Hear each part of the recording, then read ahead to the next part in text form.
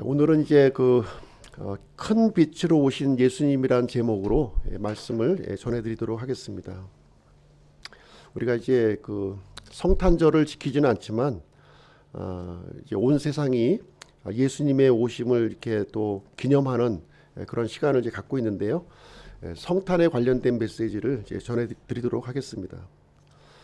성탄에 관련된 이야기와 예수님의 초기 사역에 대해서 같이 생각해 보도록 하겠습니다.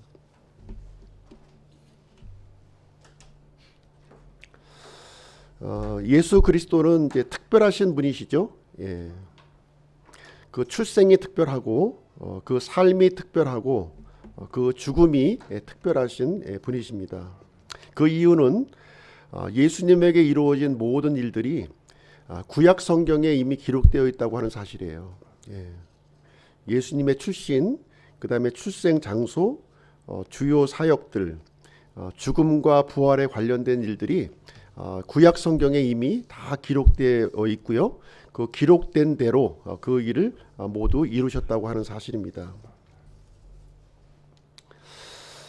프로이드 해밀턴이라는 분은요, 기독교 신앙의 기초라는 책에서 구약 성경에 이제 예수님에 관련된 332가지의 그 내용이 성취되었다, 이렇게 요약해서 정리를 하고 있습니다. 페인이라고 하는 분은요, 성경 예언 이제 백과사전에서 구약 성경에 이제 191개의 구절이 예수 그리스도께 그대로 성취되었음을 이제 요약해서 정리를 해주고 있습니다. 개괄적으로 말씀드리면 창세기 3장 15절에 이제 기록되어 있는 여자의 씨로 오시겠다고 하는 그 약속이 갈라디아서 4장 4절에 이제 성취가 되었고요. 그리고 아브라함과 유다와 다윗의 씨로 오시겠다고 하는 그 약속이 이제 성취가 되었습니다. 그리고 예수 그리스도의 출생, 그리고 출생에 있어서도 그 장소와 그 방법과 시기에 대해서도 이제 구약에 기록되어 있는데요. 그 기록된 그대로 이렇게 성취가 되었습니다. 예수님의 어린 시절에 관련된 내용도 성취가 되었죠.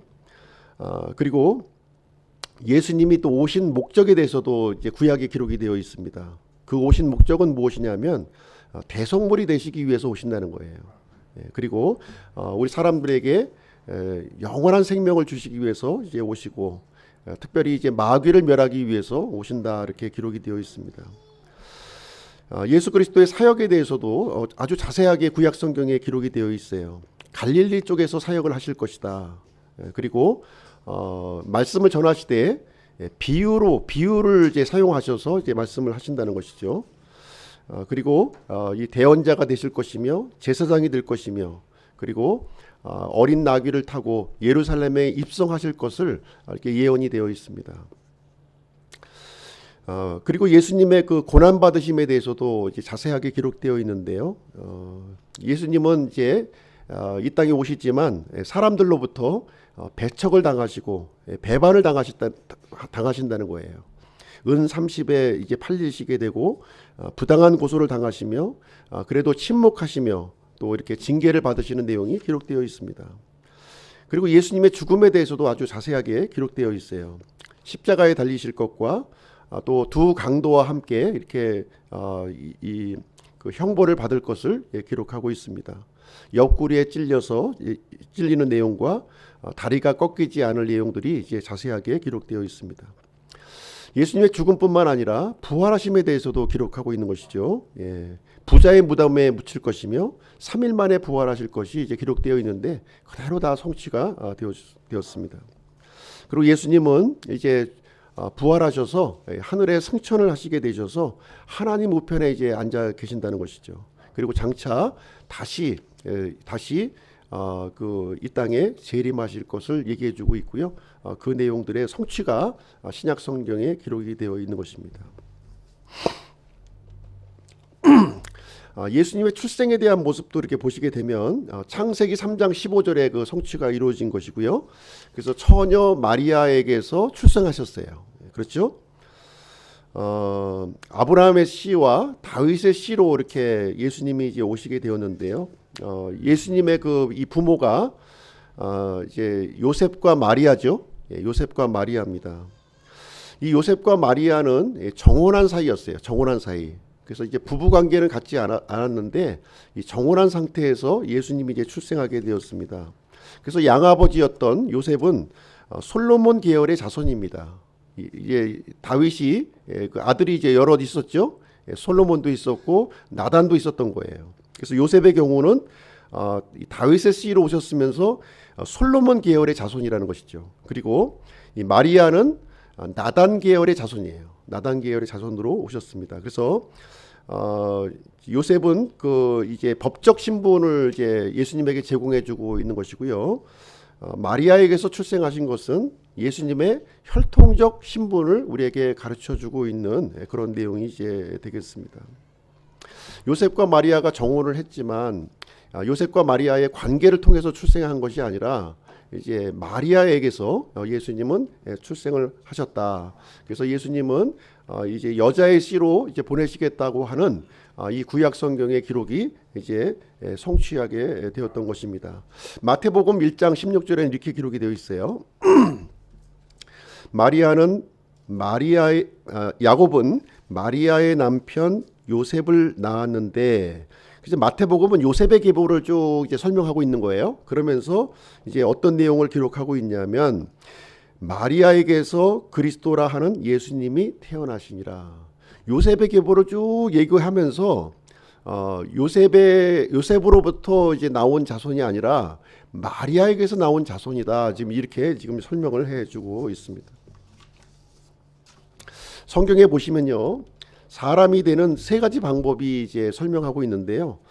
첫 번째는 이 하나님의 창조 사역으로 우리가 존재하게 됩니다. 이것은 이제 첫 조상 아담과 이브에 이제 해당되는 내용이 되겠죠. 그래서 아담은 흙을 빚어서 이렇게 생겨나게 되었고요. 이브는 아담의 갈비뼈로 이렇게 생겨났습니다. 두 번째 방법은 모든 인류가 이제 존재하는 방법인데요. 남자와 여자 사이의 관계를 통해서 우리가 이제 생겨나게 되는 것입니다. 세 번째 방법은 예수님의 경우가 이제 해당되겠습니다. 처녀에게서 출생하는 거예요. 처녀에게서. 그래서 이것은 창세기 3장 15절의 성취인 것이고요. 특별히 이사야서 7장 14절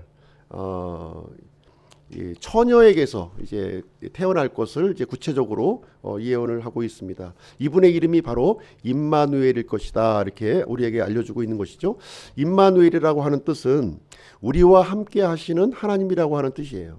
그렇죠?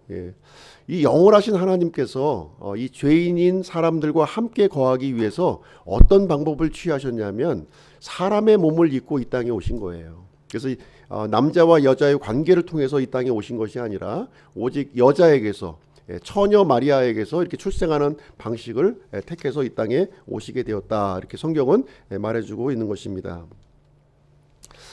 예수님의 출생 장소인데요. 예수의 출생 장소가 미가서 5장 2절에 이제 소개가 되어 있습니다. 이 미가서 5장 2절 제가 한번 읽어드리겠습니다. 그러나 너 베들레헴 에브라다야, 내가 유다의 수천 가운데서 작을지라도 이스라엘에서 치리자가 될 자가 내게로 나오리라. 그의 나아감은 옛적부터 있었고 영원부터 있었느니라. 영원부터 존재하셨던 분이 이제 어디서 이제 나오신다고요?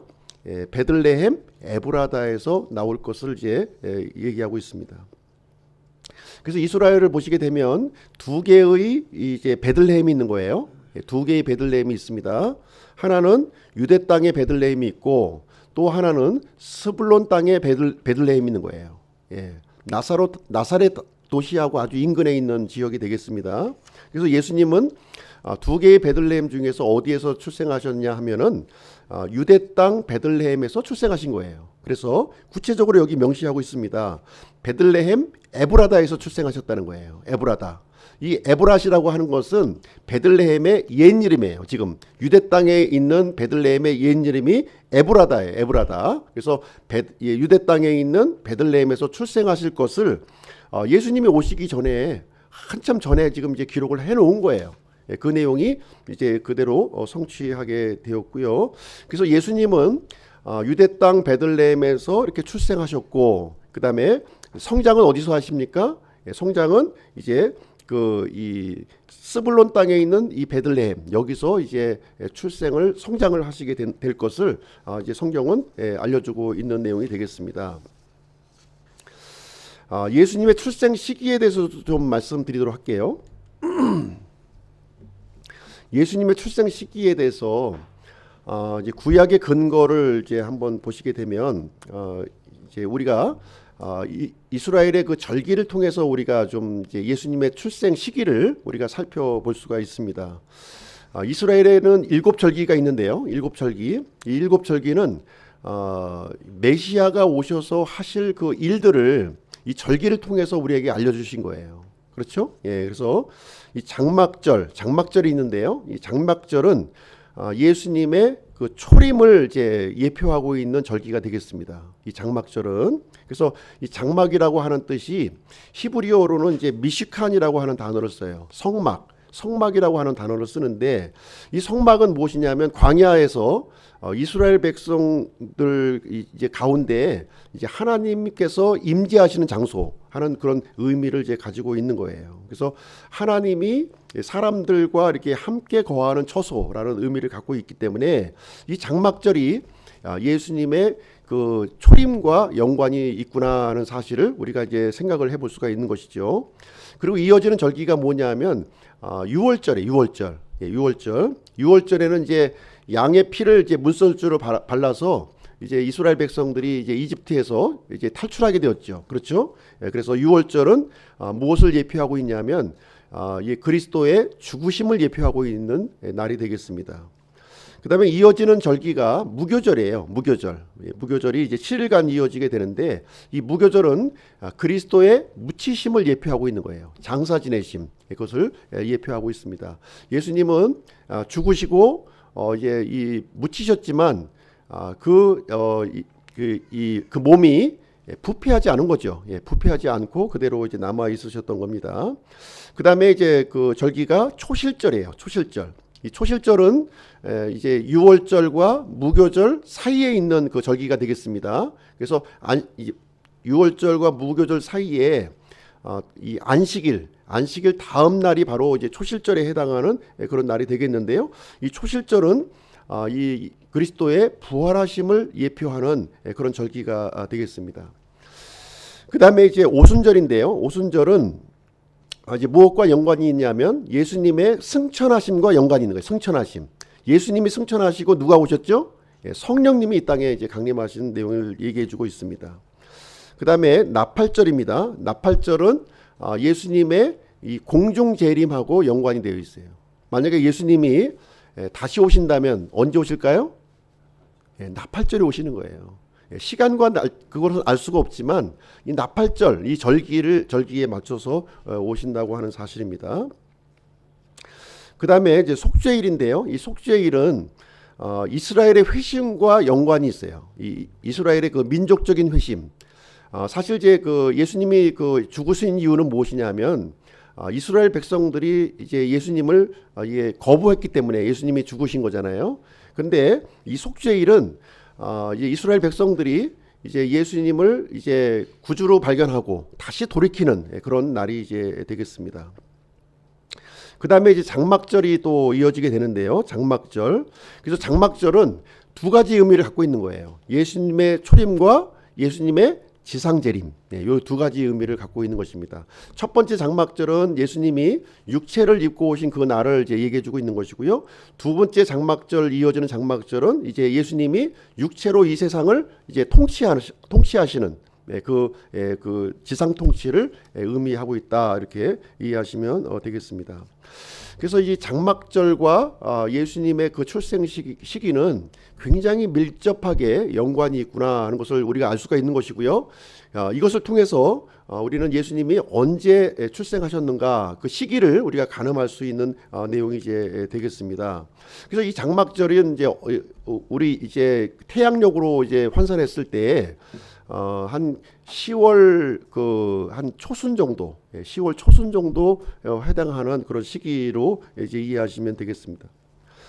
그럼 이제 구약의 근거를 한번 보셨으면 신약의 근거를 한번 보시도록 할게요. 신약의 근거는 요한복음 1장 14절입니다. 요한복음 1장 14절.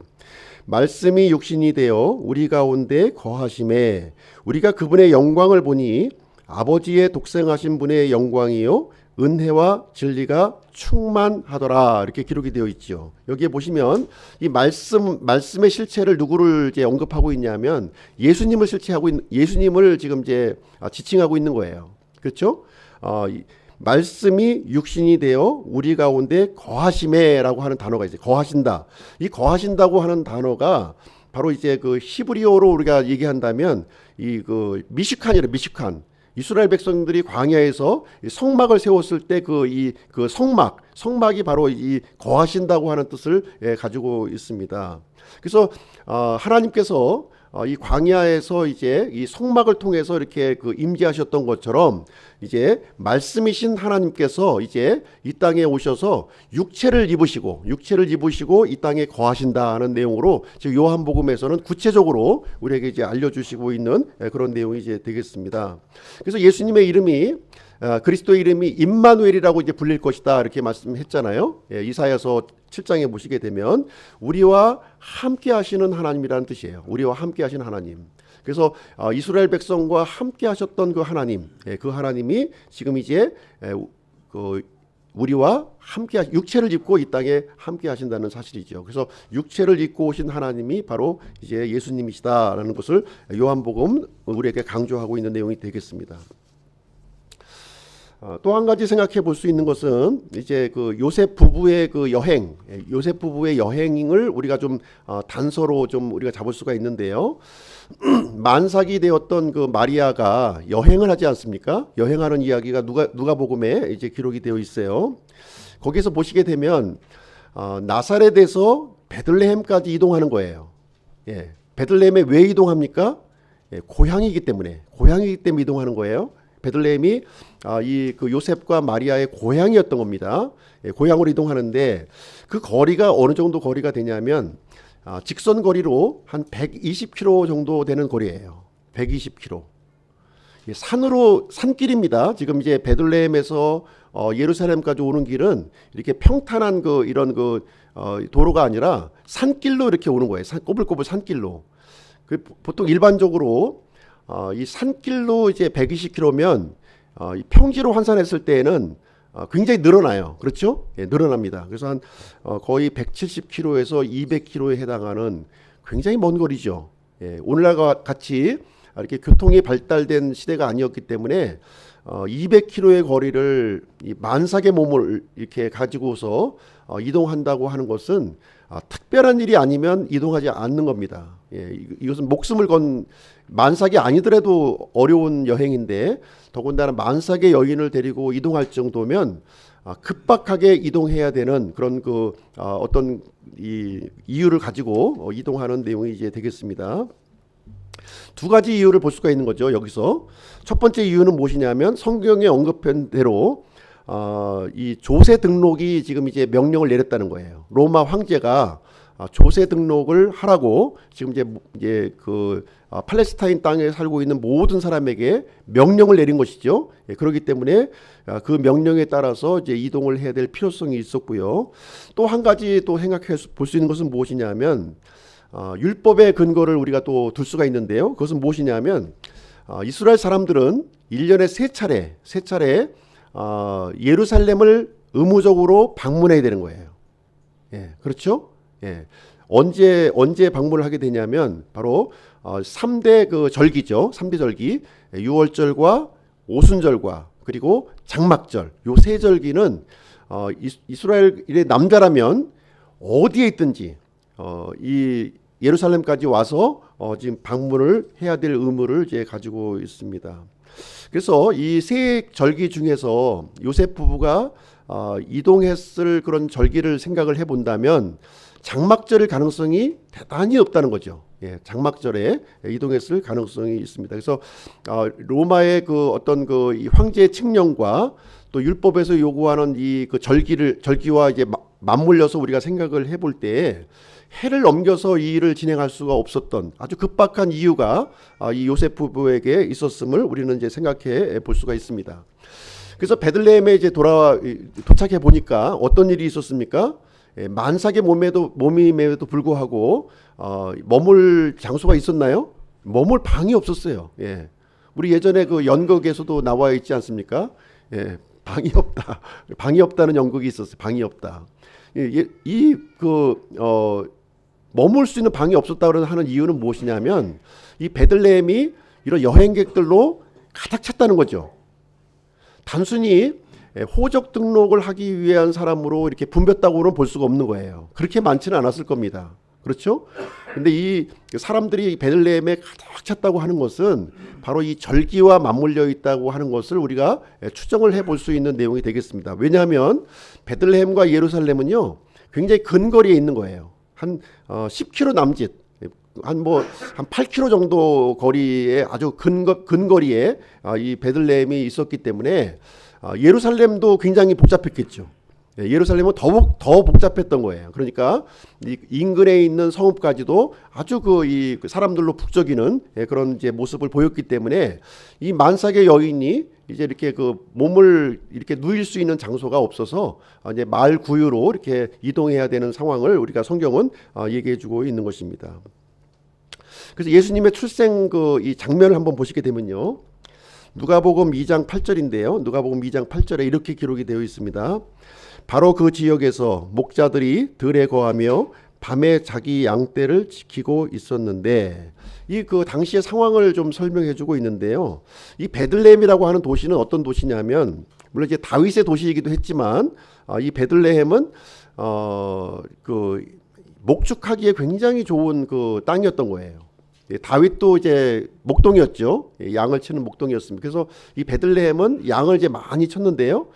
그 이유는 무엇이냐면 성전에 바칠 희생물들을 이제 이 베들레헴에서 이렇게 그 준비하고 있었던 거예요. 그렇죠? 여기서 준비를 이렇게 하고 있었습니다.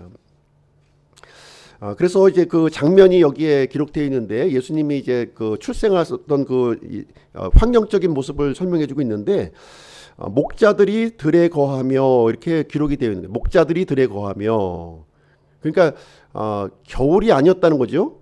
지금 같은 겨울이면 이렇게 목자들이 들에 이렇게 있을 수 있나요? 들에 있을 수가 없어요. 지금 이제 이 시점이 한 가을쯤 되었음을 우리가 이제 추론할 수가 있는 거죠. 장막절이라면 가을이었던 거예요. 그러니까 충분히 양떼들을 이렇게 밖에 이렇게 내놓고 또 이제 목자들이 이렇게 좀 양떼들을 지키고 있는 그런 모습을 우리는 연상을 해 볼 수가 있겠습니다. 그래서 이 예수님의 그 출생일은 오늘날과 같이 12월 25일은 아니라는 거죠. 그렇죠? 아마 10월 언제쯤 성경에는 구체적으로 말하고 있지 않지만 10월 언제쯤 그 장막절이 이제 7일간 이제 진행됩니다. 그러니까 장막절의 그 기간 동안에 예수님이 출생했을 것으로 보는 것이 가장 합리적인 그런 근거가 된다, 이렇게 말씀드릴 수가 있겠습니다. 이제 그럼에도 불구하고 우리는 이제 12월 25일 날 이렇게 성탄 행사는 하지 않지만 성탄 메시지는 저희가 전달을 해 드리는 것입니다. 우리는 예수님의 오심은 우리가 기억해야 되겠죠.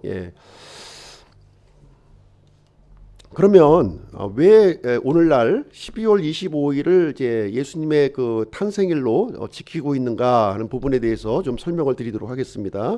그 기원을 좀 보시게 되면 로마 교회의 주교 율리오 1세에 찾을 수가 있습니다. 이때 이제 주후 350년경인데요. 이 350년경에 이때 이제 그 예수님의 그 탄생일을 공식적으로 지정했다는 거예요. 기독교가 로마의 국교로 이렇게 그 선포된 때가 언제입니까? 313년이에요. 주후 313년 콘스탄티누스가 이제 기독교를 로마의 국교로 공식적으로 이제 받아들입니다. AD 313년, 이때가 이제 이제 로마의 국교로 받아들인 해고요. 그로부터 약 한 35년이 지나서 이제 로마 교회의 주교 율리오 1세가 12월 25일이 이제 예수님의 출생일이다 이렇게 선포를 하게 되었고요. 그것이 이제 오늘까지 쭉 이어져 내려온 거예요. 예, 천주교를 통해서 쭉 이어져 내려온 것을 개신교도 그것을 그대로 받아들여서 25일로 이렇게 지금 진행이 되고 있는 상황이 되겠습니다. 당시 이제 그 로마의 그 국교가 이제 기독교로 받아들여졌지만 처음부터 기독교를 받아들였던 것은 아니었죠. 로마는 기독교를 이제 탄압하고 박해를 했었던 거예요. 초기 그리스도인들을 엄청 그 핍박하고 이제 박해하고 심지어 그 사자밥이 되도록 했었지만 그러나 그럼에도 불구하고 이 그리스도인들이 아주 강성하게 이렇게 로마 전역으로 늘어나게 되니까 콘스탄티누스 황제가 로마의 국교로 이렇게 받아들이게 된 겁니다.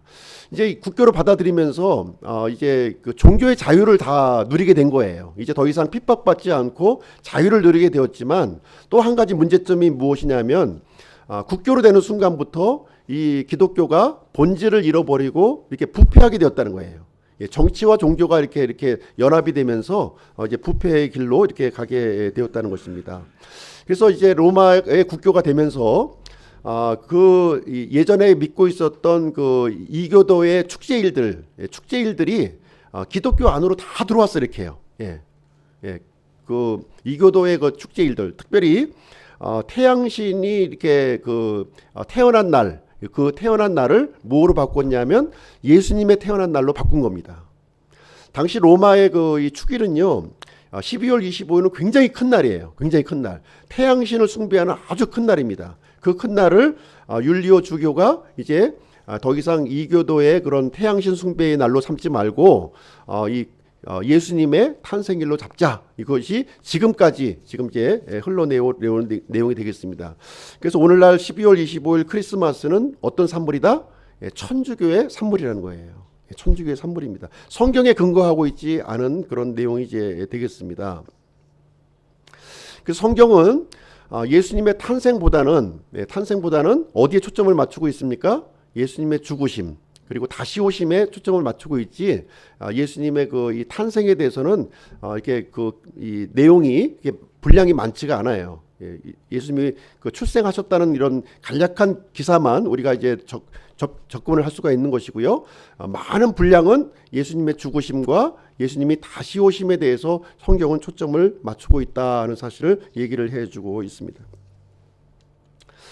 자, 요셉 부부의 그 이동 경로를 좀 말씀드리도록 하겠습니다. 요셉 부부의 이동 경로.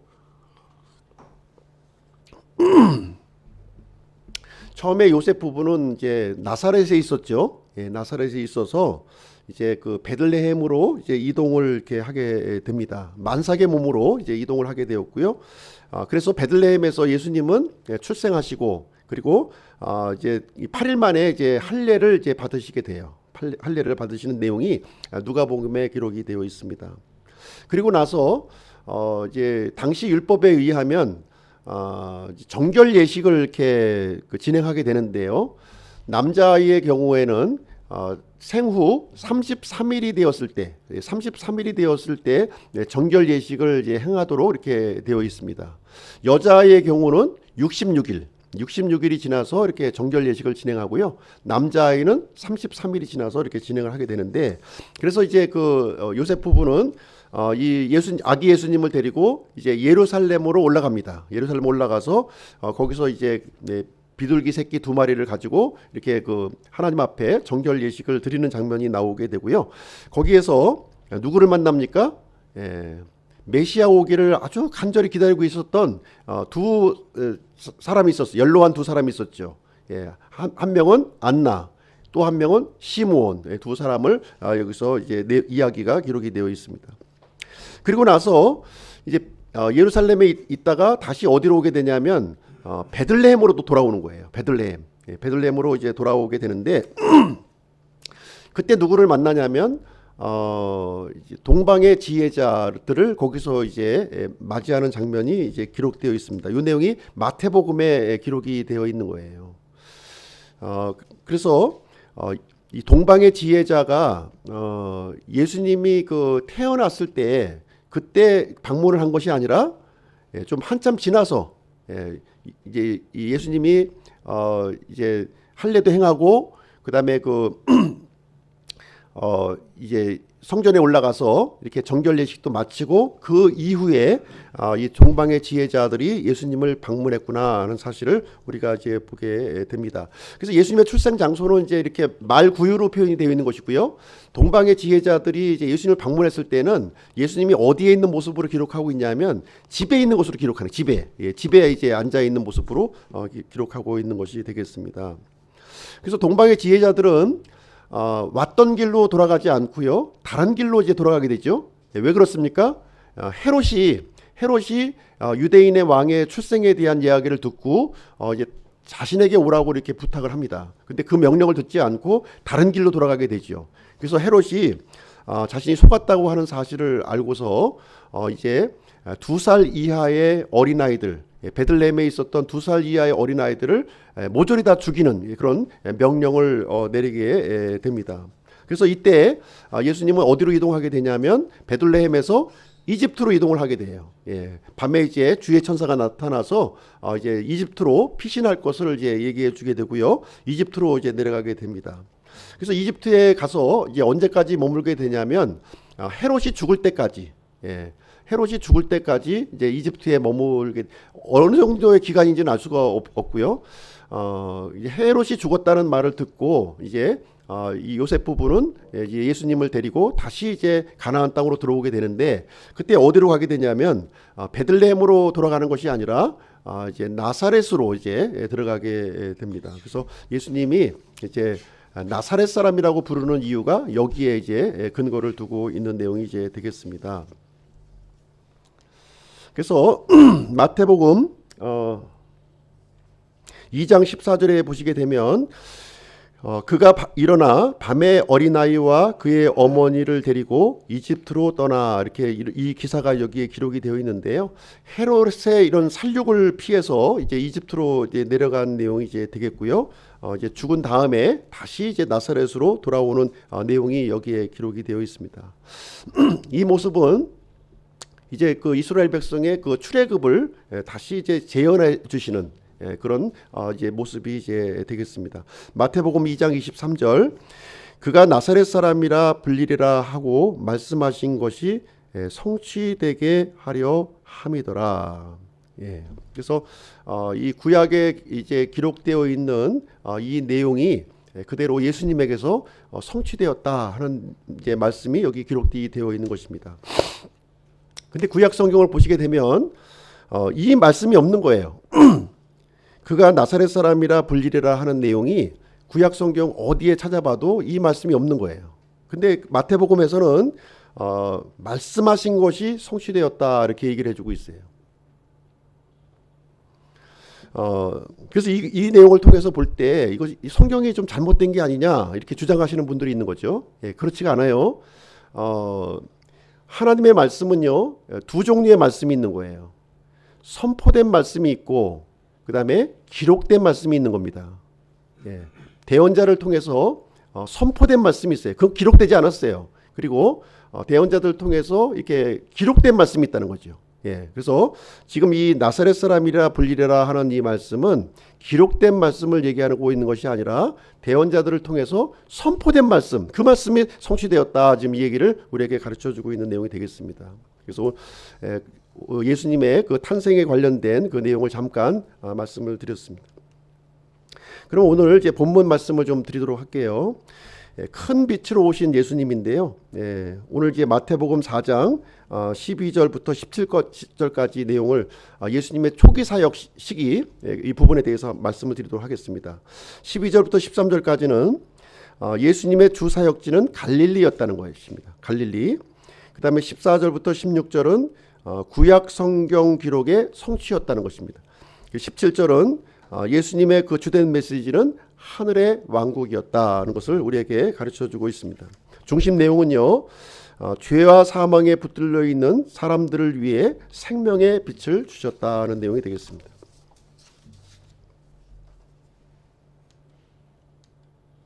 13절 말씀 보실게요. 마태복음 3장 13절. 마태복음 3장 13절. 그때 예수님께서 요한에게 침례를 받으시려고 갈릴리를 떠나 요르단에 있는 그에게 오셨으나, 이렇게 기록되어 있습니다. 이제 그 예수님의 나이가 이제 30세가 되신 거예요. 사생의 기간을 지나시고 이제 그 30세가 되어서 공생애를 이제 시작하시게 되는데, 제일 먼저 공생애를 시작하시면서 제일 먼저 하신 일이 뭐냐? 요르단에서 침례를 받으신 거라는 거예요. 침례 요한으로부터 침례를 받으심을 통해서 공적 사역을 이제 시작하시게 되었습니다. 그럼 이 공적 사역을 시작하신 때가 언제입니까? 그러면 30세가 되던 해니까, 30세가 이제 예수님은 장막절에 출생하셨고요. 장막절에 또 예수님은 공생애를 시작하셨구나 하는 사실을 여기서 알 수가 있는 것이죠. 요르단강에서 침례를 받으셨는데, 이 침례는 무엇을 의미하고 있냐면 예수님께서 앞으로 하실 일을 미리 보여주신 거예요.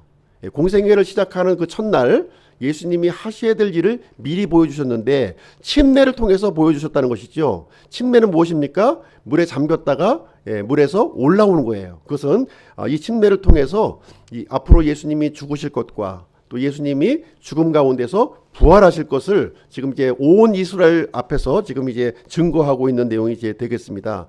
이때 이제 성령님이 비둘기 같이 이렇게 내려오셨고요. 하늘에서는 아버지의 음성이 이제 드러났고, 예수님은 지금 요르단강에서 침례에 순종하는 장면이 기록이 되어 있습니다. 이 그림을 통해서 그 예수님의 이 구원 사역이 삼위일체 하나님이 함께 이렇게 지금 참여해서 진행을 시작하셨다는 것을 여기서 우리에게 보여주고 있습니다. 그래서 하늘에 어떤 음성이 이제 들려졌냐면요, 이 사람은 내 사랑하는 아들이라, 내가 그를 매우 기뻐하노라. 그래서 예수님을 사랑하는 아들이라고 이렇게 표현을 해 주시게 되었습니다. 침례를 받으신 이후에 예수님이 하신 일이 무엇이냐면, 마태복음 4장 1절부터 11절까지 기록이 되어 있는데요. 마귀의 시험이 이제 거기에 기록이 되어 있죠. 마귀가 예수님을 이제 그 세 가지 시험을 여기서 진행을 해주게 되었습니다. 첫 번째 시험은 뭐예요? 이 돌들로 빵이 되게 하라는 거예요. 빵. 두 번째는 성전 꼭대기에 이제 데려다 놓고 뛰어내리라, 이런 그 시험을 했고요. 세 번째는 나에게 엎드려 경배하라, 이런 그 시험을 세 가지를 하게 되었습니다. 이 시험은 육신의 정욕과 인생의 자랑과 그리고 안목의 정욕의 시험을 얘기해 주고 있는 것이고요. 첫사람 아담이 받았던 그 시험을 우리에게 이제 보여주고 있는 내용이 되겠습니다. 그래서 예수님은 이 세 가지 시험, 사람이 받아야 될 이 대표적인 시험을 이제 이기셨다는 것을 이제 여기서 기록하고 있습니다. 예수님은 이 시험을 어떻게 이기셨냐면 사람의 아들로서 이기신 거예요. 하나님의 아들로서 이기신 것이 아니라 전적으로 육신을 입으신 사람의 아들로 이 시험을 그러니까 우리 인류의 대표로서 이 시험을, 아담은 인류의 대표로서 이 시험에 이제 실패를 했고요. 그러나 예수님은 우리의 새로운 인류의 대표가 되셔서 이 사탄의 시험을 이제 이기시게 된 것입니다. 그 이기신 방법은 기록된 말씀으로 이기신 거예요. 기록된 말씀을 통해서 이겼습니다. 그래서 아담은요, 최고의 환경, 최적의 환경에서 이렇게 실패를 했고요. 반면에 예수님은 최악의 환경, 40일 동안 이렇게 굶주리신 이후에 그 환경에서 승리를 하시게 되었습니다. 그래서 아담이 실패했던 모든 것을 예수님께서 다시 이렇게 회복하시게 되었습니다. 자, 오늘 이제 본문 말씀인데요. 본문 말씀은 이제 내용이 짧으니까 간략하게 말씀을 드리도록 하겠습니다. 예수님께서 이 주 사역지를 어디로 삼으셨냐면 갈릴리로 삼으셨다는 거예요. 예루살렘을 삼지 않으시고 갈릴리로 삼으셨다. 예수님이 자신을 이렇게 좀 사람들 앞에 좀 어필하기 위해서는 어디를 가야 돼요? 예루살렘을 가야죠. 예루살렘은 종교와 정치와 문화의 중심지였기 때문에 여기서 선포하는 것이 더 효율적이었을 겁니다. 그러나 예수님은 예루살렘을 선택하지 아니하시고 갈릴리를 주 사역지로 선택했다, 이렇게 얘기를 해주고 있습니다. 4장 12절 한번 보겠습니다. 4장 12절. 그런데 예수님께서 요한이 감옥에 갇혔다는 것을 들으시고 갈릴리로 떠나셨다가 이렇게 기록하고 있습니다. 그 이제 갈릴리를 주 사역지로 선택한 그 시점이 언제냐? 요한이 이렇게 감옥에 갇혔을 때 이제 주 사역지로 선택했다는 것을 얘기해주고 있습니다. 이 침례 요한은 이제 어떤 일을 이제 진행하게 되었냐면, 이 당시에 그 헤롯 왕이 있었어요. 헤롯 왕이 있었는데 헤롯 왕의 부도덕함을 이렇게 책망하고 질책하는 일을 했다는 거예요. 예. 그러다 보니까 헤롯에게서 미움을 받게 된 거죠. 미움을 받게 되었고 감옥에 갇히는 일이 이제 발생하게 되었습니다. 그래서 예수님이 이제 헤롯이 이제 감옥에 갇히는 모습을 보시고 이제 더 이상 이제 유대 땅에 머물지 아니하시고 갈릴리로 이렇게 떠나가셨다고 이렇게 기록하고 있는 거예요. 예. 마치 이제 이 내용을 보시게 되면 참 요한이 그 감옥에 갇혔으니까 자신도 이렇게 위험에 처할 것을 이게 좀 두려워해서 좀 이제 헤롯의 눈을 벗어나서 멀리 좀 이렇게 이동한 것이 아닌가 이런 생각이 이제 들어지는 거죠. 예, 근데 성경은 절대로 헤롯의 그런 위협이 무서워서 이 갈릴리로 간 것이 아니다 하는 것을 우리에게 알려주고 있습니다. 그래서 이제 그 침례 요한의 이 감옥에 갇힌 사건을 통해서 예수님의 그 사역지가 이렇게 좀 전환이 되는 거예요. 처음에 유대 땅에서 이렇게 침례 요한과 같이 어떻게 보면 공동 사역을 이렇게 진행하시다가 침례 요한이 이제 갇히니까 이제 단독적으로 사역을 진행하시게 되는데 이제 유대 땅을 버리시고 갈릴리 쪽으로 이렇게 이동을 하시게 되는 것입니다. 그래서 왜 갈릴리로 이제 이동하셨을까 하는 내용을 성경에서는 이제 뭐라고 얘기하느냐 하는 것을 우리가 살펴보도록 하겠습니다. 13절 말씀이에요. 13절. 나사렛을 떠나 스불론과 납달리 경계의 해안에 있는 가버나움에 와서 거하였으니 이렇게 얘기하고 있습니다. 지금 이제 예수님이 이렇게 이 유대를 떠나서 갈릴리로 정한 것은 무슨 이유가 있냐면 헤롯의 위협이 아니라 바로 구약 성경에 기록되어 있는 예언의 성취였다는 거예요. 예언의 성취를 이루기 위해서 갈릴리로 가신 것이다 하는 것을 여기서 얘기를 해주고 있는 내용이 되겠습니다. 그러면 스불론과 납달리는 어떤 땅인가 한번 볼게요. 이 지도를 보시게 되면 이스라엘은 이제 크게 세 등분으로 나눠집니다. 세 등분. 이 사해가 있는 남쪽 부분을 유대 땅 이렇게 부르고요. 그 다음에 이제 그 가운데 있는 이 요르단강 있죠. 요르단강이 있는 그 중심부를 사마리아 지역으로 부르는 거예요. 사마리아라고 부르고, 그 다음에 갈릴리 호수가 있는 그 북부 지역을 갈릴리라고 부르는 거예요. 갈릴리 이렇게 부르게 되는 거예요. 그래서 예수님은 유대 땅을 이제 떠나셔서 갈릴리로 이렇게 가셔서 그 주 사역 무대를 이제 어떻게 보면 좀 변방이죠. 예, 유대 땅은 중심부에 해당되는 것이고 아주 이 갈릴리 호수가 있는 이쪽은 굉장히 변방이에요. 좀 이제 어떻게 보면 좀 이제 소외된 그런 지역이 이제 되겠습니다. 그래서 접경 지역이다 보니까 굉장히 외적의 침입도 많았고 굉장히 황폐해져 있는 그런 부분의 땅이 이제 되겠습니다. 그래서 이 스불론과 납달리의 땅을 이제 갈릴리 땅으로 이렇게 부르는 거예요. 갈릴리라고 부르게 되고 있는 것인데 이스라엘의 북부 지역에 해당되는 사항이고 사실상 이 유대 사람들은 사마리아 사람들을 이렇게 천시했어요. 예, 사마리아 사람하고는 참 상종을 하지 않았다는 내용이 이제 표현이 되고 있죠. 근데 사마리아 사람도 천시했던 지역이 있는데 그 지역이 어디냐면 갈릴리였다는 거예요. 갈릴리. 예, 근데 예수님께서는 그 갈릴리를 주 사역 무대로 삼아 주셨다는 내용이 되겠습니다. 예수님의 사역 무대는 어디였냐면 이게 화려한 도심을 이렇게 선택한 것이 아니라요. 이게 버려진 땅, 이 어둠의 땅, 사망의 땅에 가서 예수님이 주 사역 무대를 이렇게 진행하게 되었습니다. 그래서 이 내용은 이제 무엇을 우리에게 가르쳐 주고 있냐면 이 복음이 하나님께서 선택하신 백성인 이스라엘에게 전파되어지는 것이 아니라 일단 우선적으로 전파가 되어지지만 실질적으로는 이 복음이 어디를 향한다고요? 이방인 쪽으로 향해질 것을 지금 이제 암시해주고 있는 그런 부분이 이제 되겠습니다. 그래서 예루살렘은 그 이스라엘의 어떤 중심지예요. 중심지가 되는 것이고요. 여기에는 성전도 있죠, 제사장도 있죠. 모든 사람들이 여기를 가기를 원하는 아주 선망의 그런 도시였던 거예요. 그럼에도 불구하고 이 예루살렘에서는 예수님을 어떻게 대우했냐면 예수님을 배척한 거예요. 예수님을 배척했습니다. 예수님이 예루살렘에서도 많은 기적을 일으켰지만 예수님을 메시아로 받아들이지 아니하고 배척을 했습니다. 결국 궁극적으로는요, 예수님이 선포했던 이 하늘의 왕국조차도 거부하는 그런 결과를 맞이하게 되었습니다. 그러나 반면에 이 갈릴리 땅, 참 이 그 척박하고 아무것도 없는 이 그늘진 땅의 이 변방 중의 변방이죠.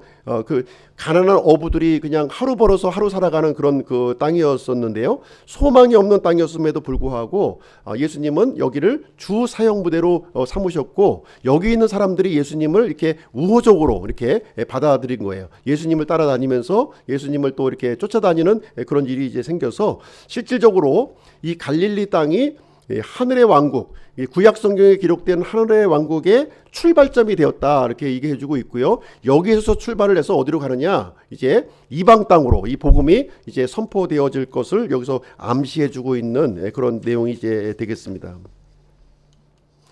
자, 14절 말씀 보겠습니다. 14절. 이것은 주께서 대언자 이사야를 통해 말씀하신 것이 성취되게 하려 함이더라 이렇게 기록하고 있습니다. 그래서 예수님이 주사역 무대로 예루살렘을 선택하지 않고 갈릴리로 선택하신 것은 구약 성경의 예언을 성취하기 위한 것이었다. 특별히 이사야 대언자가 이사야를 통해서 말씀하신 내용을 성취하기 위해서 지금 이 스불론 땅, 납달리 땅을 선택하셨다는 것을 여기서 기록하고 있는 내용이 되겠습니다. 그래서 예수님은 갈릴리 사람이 되셨고요. 참으로 고단한 삶을 이렇게 살아가셨고 이 어둠의 땅, 이 사망의 땅에서 복음의 큰 빛을 비춰주시는 그런 일을 하셨다는 것을 얘기해주고 있습니다. 그래서 이 복음이라고 하는 것은 이 세상의 화려함 속에 있는 것이 아니라는 거예요. 버려진 땅, 소외된 땅, 낙심하고 좌절한 사람을 통해서 이 복음의 빛이 비춰질 것을 우리에게 알려주고 있는 내용이 되겠습니다. 그래서 예수님의 그 행보를 이렇게 가만히 보면요, 철저하게 구약 성경의 기록을 성취하기 위해서 이 일이 하나하나 이렇게 이루어졌음을 우리가 볼 수가 있는 것이고요. 어떤 환경이나 어떤 사람의 요인에 의해서 이리 가고 저리 가고 했었던 것이 아니라는 거예요.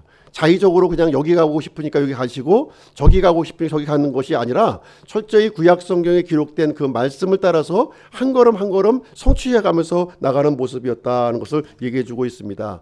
그래서 구약 성경은요, 이 버려진 땅에서 큰 빛이 비춰질 것을 얘기해 주고 있는 것이고요. 예수님은 그 일을 실행하기 위해서 가장 낮은 모습으로, 비천한 모습으로 이 세상에 오셨다는 것을 얘기해 주고 있습니다. 그래서 예수님은 이 땅의 삶을 사시되 철저하게 이렇게 이 말씀대로 종의 모습으로 이 땅의 삶을 살아가시게 되었습니다. 그러면 스불론과 납달리 땅을 어떻게 부르고 있는지 한번 볼게요. 15절 말씀입니다. 15절. 스불론 땅과 납달리 땅과 요르단 건너편 바닷길 옆 이방인들의 갈릴리요. 이방인들의 갈릴리라는 거예요. 지금 사실상 여기 그 이스라엘의 영토에 속해 있었지만 거의 절반에 해당되는 사람의 숫자가 이방인들로 이렇게 구성되어져 있는 거의 이방인 땅에 불과한 그런 이 아주 좀 버려진 그런 땅이었습니다. 그럼에도 불구하고 이 갈릴리에는 뭐가 있었냐면 회당이 있었어요. 회당.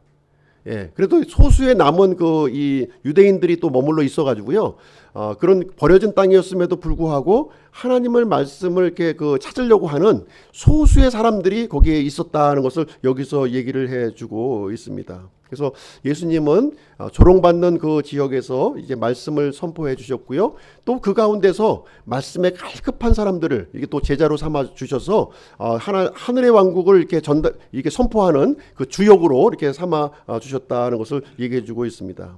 그래서 오늘날 그 교회는 어떤 사람을 대상으로 말씀을 전해야 되겠습니까? 이렇게 소외된 사람에게 전달하는 거예요. 이게 부유한 사람, 화려한 사람, 세상에 속해 있는 사람들에게 하는 것이 아니라 진짜 이 가난한 마음을 가지고 하늘의 그 왕국을 소망하고 이렇게 좌절과 낙심에 있는 사람들에게 이 소망의 빛을 주는 그런 일을 교회가 해야 된다 하는 것을 우리에게 보여주고 있는 내용이 되겠습니다. 그래서 예수님이 이제 삼았던 거점 도시가 어디냐면 갈릴리 지역 중에서도 가버나움이래요. 가버나움이 이 선교 본부로 이렇게 삼아 주셔서 항상 이곳을 중심으로 해서 모든 예수님의 사역이 선포가 되었습니다. 그래서 이 유대 땅으로도 내려가셨죠. 내려가신 것은 이 그 명절 때 내려가신 거예요. 절기 때 이렇게 잠깐 내려갔다 오신 것이지 실질적인 주 사역 부대는 어디다? 이 갈릴리 가버나움에서 주 사역 부대를 했다는 것을 얘기해주고 있습니다. 그래서 예수님의 제자 대부분이 어떤 사람들로 구성되어 있습니까? 갈릴리 사람이에요. 이 갈릴리 사람이 좋은 말이 아니라 아주 조롱하는 말. 저 갈릴리 사람들, 이런 그 뜻을 가지고 있는 건데, 그런 사람들이 예수님의 제자들로 삼아주셔서 하늘나라의 주역으로 이렇게 삼아주셨음을 얘기해주고 있습니다. 16절 말씀 보실게요. 16절.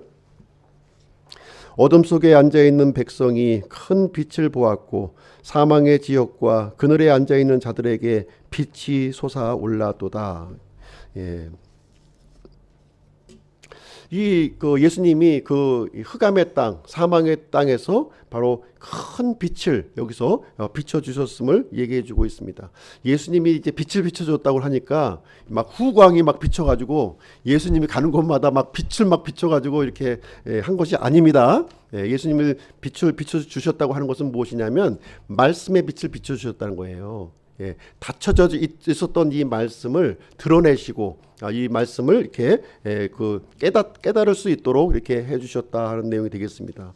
그래서 예수님이 하신 일은 무엇이냐면 말씀을 회복하신 것이고요, 구약의 언약을 회복해 주시고요, 믿음을 회복해 주시는 그런 일을 진행해 주셨습니다. 그래서 어둠과 사망과 이 그늘의 땅에서 큰 빛으로 오셔서 생명의 빛을 붙여 주시게 되었습니다. 마지막으로 예수님이 이제 했었던 주된 메시지는 무엇이냐? 하늘의 왕국이었다는, 하늘의 왕국. 17절 말씀 보겠습니다. 17절. 그때부터 예수님께서 선포하기 시작하여 이르시되 회개하라, 하늘의 왕국이 가까이 왔느니라. 하늘의 왕국에 대한 메시지를 여기서 선포하게 되는데요, 이 왕국은 신구약 성경을 관통하는 주제예요. 가장 중요한 주제입니다. 예수님이 선포했던 이 주제는 바로 왕국의 메시지를 우리에게 전달해 주셨는데, 이 왕국은 누가 통치하는 왕국이냐? 바로 그리스도께서 통치하는 왕국이라는 거예요. 그 사실을 여기서 이제 갈릴리 지역부터 이렇게 시작을 하시게 되었습니다. 그래서 이 하늘의 왕국은 어떤 사람들로 구성이 되어지냐면 회개한 사람들로만 구성되어진다는 거예요. 회개한 사람이 들어갈 수 있는 곳이 바로 하늘의 왕국이다, 이렇게 얘기를 해주고 있습니다. 이 메시지가 바로 예수님 앞서서 선포했던 침례 요한의 메시지였고요, 또 예수님의 메시지였다고 하는 사실을 얘기해주고 있습니다. 그리고 구약 성경에서 대언자들이 지속적으로 선포했던 메시지가 뭐예요? 바로 회개의 메시지와 하늘의 왕국에 대한 메시지를 선포해 주셨고, 마침내 이 왕국을 실현하기 위해서 예수님이 말씀대로 이 지금 갈릴리 땅에 큰 빛으로 오셨다고 하는 사실을 얘기해 주고 있습니다. 그래서 하늘의 왕국을 이제 이루시기 위해서 예수님께서 하셔야 될 일이 있었는데, 그것은 무엇이냐면 바로 대신 속죄의 죽음이시라는 거예요.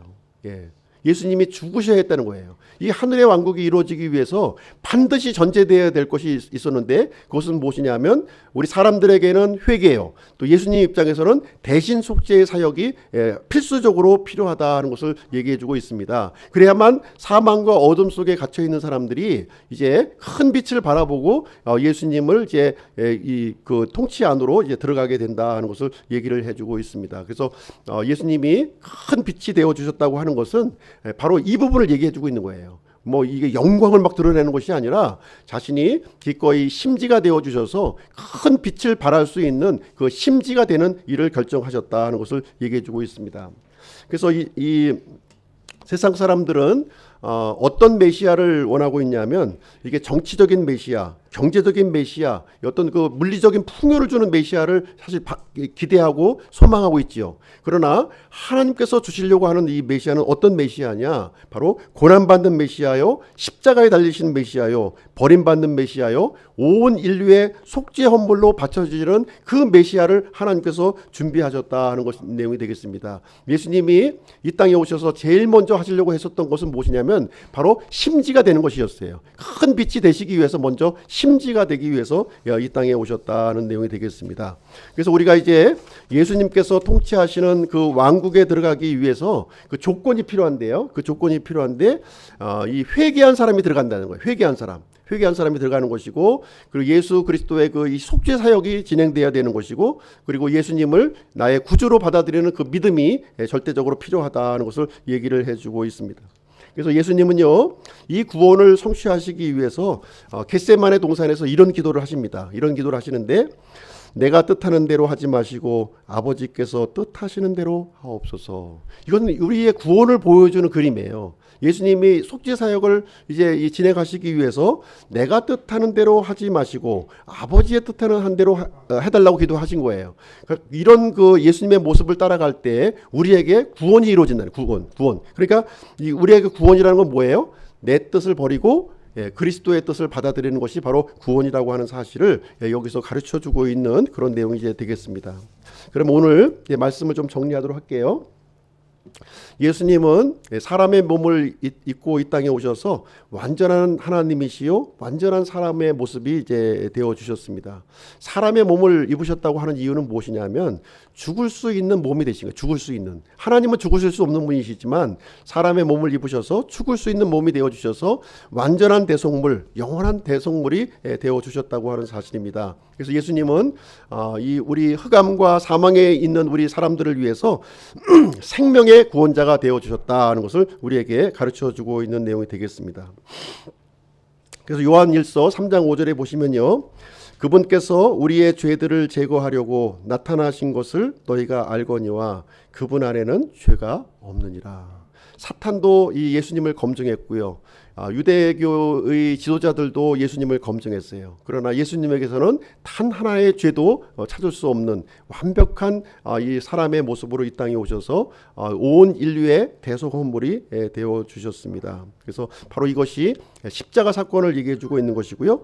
예수님은 죽으시기 위해서 어떤 섬김을 받고 자신을 이렇게 영광을 드러내기 위한 것이 아니라 죽으시기에 오셨다고 하는 사실을 알려주고 있는 내용이 되겠습니다. 그래서 예수님이 하신 그 일은 바로 하나님의 사랑을 나타내신 것이었어요. 이 큰 빛은 바로 하나님의 사랑을 얘기해주고 있는 거예요. 요한일서 4장 10절 같이 한번 읽어보실게요. 마지막 구절인데요. 같이 한번 읽어보겠습니다. 시작. 우리가 하나님을 사랑하지 아니하였으나 그분께서 우리를 사랑하시고 자신의 아들을 보내사 우리의 죄들로 인한 화해 헌물로 삼으셨나니 여기에 사랑이 있느니라. 우리는 하나님을 사랑하지 않았어요. 오히려 하나님을 대적하고 하나님을 멀리 떠나갔던 사람들이었습니다. 그렇지만 하나님께서 우리를 사랑하셨다 이렇게 얘기하고 있습니다. 어느 정도 사랑하셨냐면 자신의 아들 예수 그리스도를 화해 헌물로 내어주시기까지 우리를 사랑해 주셨다 이렇게 얘기해 주고 있어요. 그래서 예수님은 모든 사람, 모든 인류의 큰 빛으로 이 땅에 오셨음을 성경은 우리에게 가르쳐 주고 있습니다. 그래서 예수님께서 이 땅에 오신 그 목적을 묵상하는 그런 한 주가 되시기를 바랍니다. 그리고 이 큰 빛으로 오신 예수님을 우리가 전달하는 소중한 사명을 감당하기를 축복드립니다. 이상으로 마치도록 하겠습니다. 기도